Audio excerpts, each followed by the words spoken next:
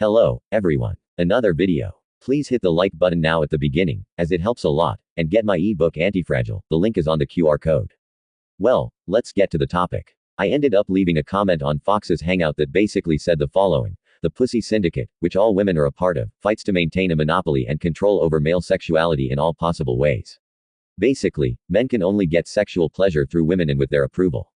And all men have to pay for this access to female sexuality, sooner or later, in one way or another. So, let's discuss this topic, because I think the paragraph was well written and a lot can be developed from this idea. Especially nowadays, because we have two things happening that are very related to this. The first is the normalization of male sex toys and sex dolls for men. The part about the normalization of male sex toys has been happening, I think, maybe since the early 2000s. Any young guy who was accessing those porn sites, since the very beginning of DSL internet, saw those flash ads for flashlights, for papekas, in cans. And, obviously, back then you'd think, no, a guy uses this. You can't, right? Until the moment you have some free money and start thinking, why not? And then you start using the thing, and it begins to be normalized. We're now at a point where people don't turn up their noses at it anymore. As for sex dolls, I've seen several mainstream media channels talking about it. They've already said that sooner or later the thing will be normalized, and the media has already done its part, at least in the virtual realm, if you analyze the movie Her and also the movie Blade Runner. Regarding the dolls, I've even seen right-wing, conservative media channels, like Breitbart, saying that they will be normalized in 50 years. But, in my opinion, you can reduce that time to about 20 or 30 years. But how is this related to the pussy market? It doesn't necessarily have to be the situation of a total incel, screwed, who completely lost the genetic lottery. And, if he's going to get with a woman, he's going to have to get with a 2 or a 3, you know. It doesn't have to be the guy's only alternative. Of course, if he doesn't want to get with a 2 or a 3, a 9 or 10 rated doll is better. But even for a man who can get a higher value woman, a 6, 7, 8, he can still have a doll there, a separate toy, as an alternative. If he's at a time in his life where he's not in the mood to go out, or not in the mood to waste his time or money hunting for women, he already has the doll there, which is an asset. It's there when he wants it and he can satisfy his desire. He can drain the snake's venom. And what's the catch? The catch is that this breaks the monopoly of the pussy syndicate. We have to understand everything that's behind this. Because, for example, in this case, the man in question is capable of achieving the pleasure he's looking for, regardless of female approval. He doesn't need to keep giving women validation anymore. This is something that even the guy who wrote the misandric bubble text talked about, the change that would arise in society, but he was arguing that VR porn, virtual reality, would end up taking its place first. He hadn't predicted the part about sex dolls. But imagine this, when a reasonable number of men have a doll, a toy, when even the well-off betas, who have money, are focusing on dolls and starting to ignore women, watch their reaction. Instinctively, they know that the great bargaining chip they have is sex. It's sex, fertility, youth. Don't come at me with the, but women work, women study, talk. Is there any job or degree in this world that gives a man a hard-on? That's a fact. So, you see what the reaction is. For example, the prostitutes who started protesting against sex doll brothels. The women who do shaming about male sex toys, about sex dolls, saying that, that's for men who aren't real men, it's for men who can't hold their own, it's for loser men. But a woman going out to buy a dildo is empowerment. That's the catch. Female sexuality has to be celebrated, and male sexuality has to be controlled and attacked from all sides, especially when that sexuality manifests without seeking female validation or approval. For a man to have access to his toy, to his doll, does he need to slave away for some woman? Does he need to worry about some woman's feelings or opinion? Does he have to keep seeking her validation, her approval? No. Whereas, for example, in the biological, the natural method, you have to be in a relationship with a woman, you have to please her and seek her approval. Nowadays, with the way the culture and laws are, they even want to be able to withdraw their approval, their consent later, at any time, for any reason. But I'll discuss that a bit later in the video. And one thing that has to be understood is that this search for male pleasure only through women, maintaining the monopoly in which you have to constantly seek a woman's approval and validation, contributes absurdly to hypergamy and to the cuckoldry we have today, be it from the left or the right. Women don't want to lose this monopoly at all, because basically it's the only power they have. It's the only tool of control they have to exercise over men. The moment a man seeks alternatives, he starts replacing women, and that's when the despair begins. They may not admit it openly, but instinctively, inside, they are screaming. The other issue that needs to be analyzed in this case is why there's all this fuss, all this commotion now. People say, no, now with sex dolls, men are starting to replace women. No. I've already talked about this. This replacement, this search for alternatives, has already been happening since the 60s, 70s. Since porn magazines appeared, then VHS tapes, DVDs, images on the internet, streaming videos, toys and dolls. Basically, the media just kept changing the format. The alternatives have been there for a long time, and this replacement has been happening for a long time. In fact, if you analyze it, every man starts out as an incel.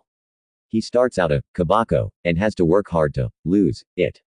During that period, the guy is replacing the woman. He's not going to spend his whole life before losing his virginity without ever having ejaculated. He's using an alternative, he's making a substitution. So, every man born after the 1950s, at some point in his life, used an alternative. At some point in his life, he replaced women.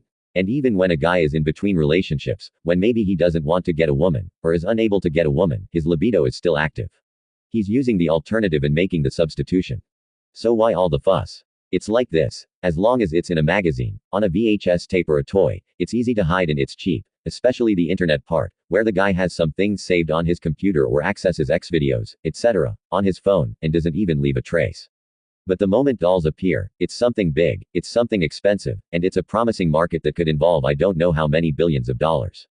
So, the terror of women is not simply the fact of, oh my god, I'm being replaced, I have to compete, because the average woman, who is a 6 or 7, has to compete with a doll that is a 9 or 10. It's not just that. It's not just the part about being replaced or having to compete with this, because women hate competition. But there's another detail too. They start to see all this money that the doll market involves, and they're seeing this money not going to women. This is the great terror that exists. They see all these resources that could be spent on women, on girlfriends, on wives, but are being spent on inanimate objects. And the ones who manufacture and sell these inanimate objects are other men. Basically, it's a completely masculine market and independent of women. That's why it's so important for them to control male sexuality, to do shaming, and, if possible, even prohibit the alternatives. There's just one detail. They can go around prohibiting alternatives, but as long as they don't cut off every man's hands, they won't be able to eliminate the first and last alternative, which is masturbation. Okay, they might even try to cut off the hands of all the men in society to prevent them from masturbating, but remember this, everything in society is built by men.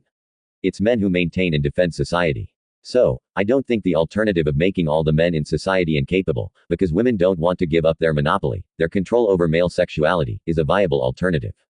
I've already talked about the sexual part, about how this validation mechanism works, and why this monopoly on male pleasure, only through female approval and validation, creates the bunch of sex slaves we have in our society. But we also have to analyze the financial and legal parts. As I said before, their great terror is seeing this amount of money going to other men, and not to a woman. Because, you see, when it was just a little DVD, a magazine, a VHS tape, or something saved on a computer, that foolish argument of, not a real man, a loser, works. Because this alternative is really cheap. Maybe the guy is financially screwed, maybe he's a loser, and that's the only thing he can get access to satisfy himself. However, when we're talking about a $2,000 doll, the argument doesn't fit anymore. The argument doesn't fit because of that question. Look, there's a guy who has a comfortable life and has so many resources left over that he's buying a doll. My god, that's absurd.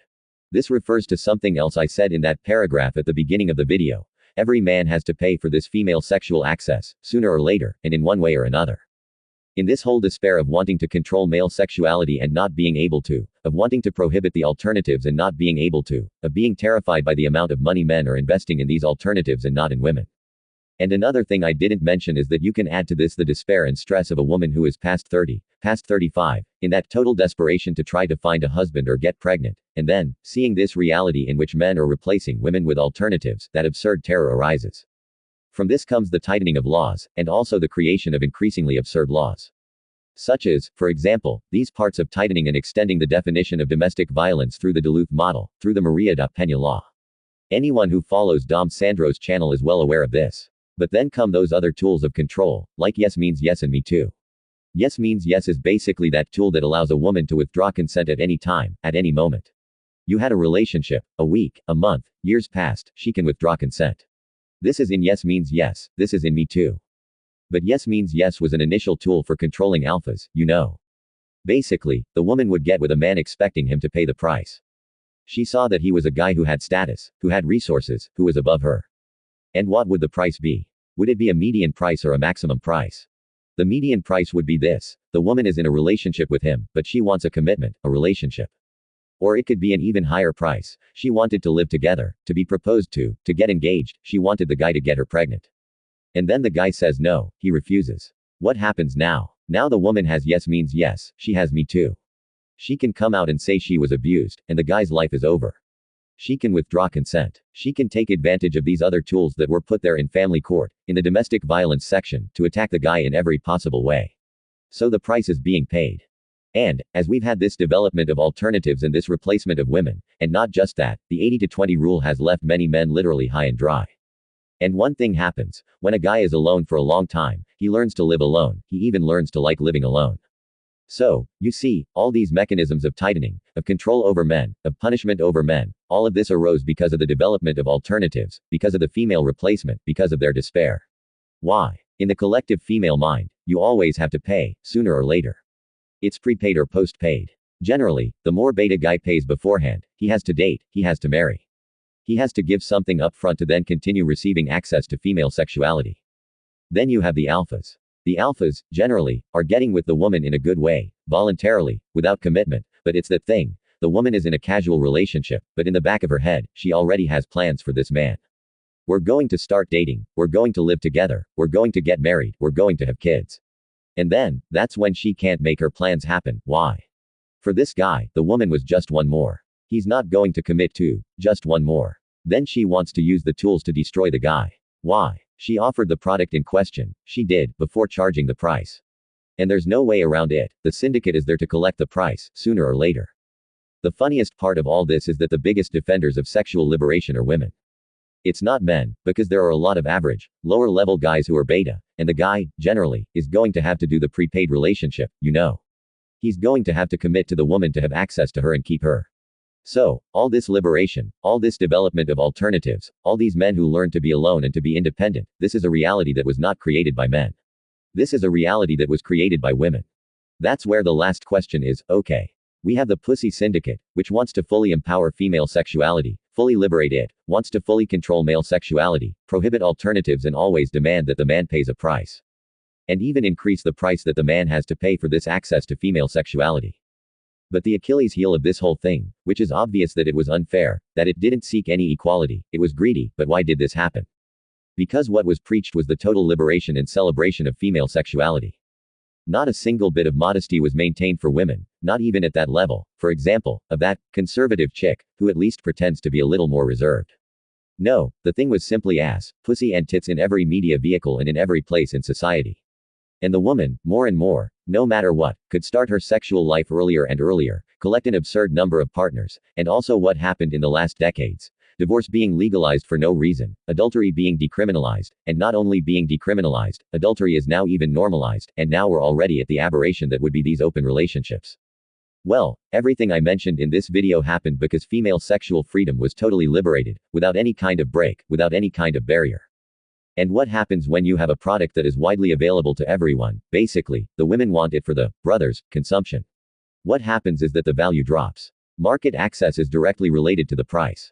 In short, women themselves inflated themselves, but they inflated in the bad sense, in the wrong sense, because we think like this: inflation, things are going to start getting more and more expensive. No, no, no. Let's talk about the other part of the market. Imagine there's a currency called woman. Each bill is a woman. From the moment you start printing, manufacturing more bills, which would be sexual relations, from the moment society becomes more and more open, more and more liberating female sexuality, more and more removing all kinds of breaks, all kinds of barriers they had, what happens to these bills? They increase in such a large quantity that they start to reduce in value, to lose value. And this is a very funny part, because in all this despair about the alternatives, about female replacement, about men who learn to live alone, about this terror of them reaching the wall or already being post-wall, in all this despair, the most comical part is that, because of the tightening of laws, the creation of more misandrist laws, basically women wanting to increase the price of a relationship with a woman more and more, and insert more and more risks that can easily destroy a man's life. This is the funniest part. A relationship with a woman is becoming more and more expensive, more and more risky. However, because of sexual liberation, because of empowerment, access is becoming easier and easier. It's basically an expression I think I used in another video, a shower of pussy. It's something like this. One last comparison before I end the video. Imagine we have a car dealership selling cars, but the cars are not manufactured and are kept there reserved at the dealership. The dealership leaves a lot full of cars with the keys already in the ignition. Any man can go to this factory, go there to the lot, take a car, go out, use it as much as he wants. He just needs to, when he's done using it, go back to the lot and leave the car with the key there, everything just the way he found it. But that car is still at the dealership and its price doesn't drop. Its price remains that of a brand new car, fresh from the factory, that no one has ever touched. However, all these cars are there at the dealership for all men to use as they please. These cars are practically the modern woman. They are in their dealership, behaving as if they were brand new cars, as if they were cars fresh from the factory. And they want a man to come there and buy her and pay the brand new car price, pay the full price. It doesn't matter how many years she's been parked there in the factory lot. And it doesn't matter how many men have taken her and driven her around before that. This is basically what's happening with the modern woman. They behave like real estate, like land, as if they were an investment. But in reality, they are automobiles. They want to be treated like brand new cars, with the full price of a car fresh from the factory. However, they behave like a rental car. Actually, worse than a rental car, because to have access to a rental car you still have to pay. And to have access to a woman, you don't have to pay. So, for this video, that's it. I hope it gave people a lot to think about and maybe even had some funny parts in this video. Like, comment, and share. I'll see you in the next video. Onward, warriors.